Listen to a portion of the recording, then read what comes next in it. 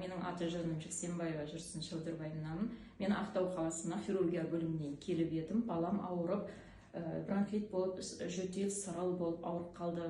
Скорыймен келіп, Алматы қаласындағы инфекционный Байзақова көшесіндегі 5-ші отделениеге келіп түстік.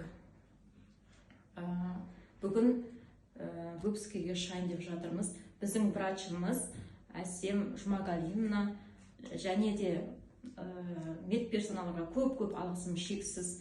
Менің баламды жақсы қылып, емдеп, аяқтарынан тік жүгіріп, барлық жағдайымды жасады. Аллаға шүкір, мың алғыс сіздерге. Балам жақсарып қалды. Бүгін шығайын деп жатырмыз. Екісінде түсіп едік больницаға. Бүгін енді выпуска болып, Алла қаласа Ақтауға жолға шығамыз. Көп рахмет сіздерге.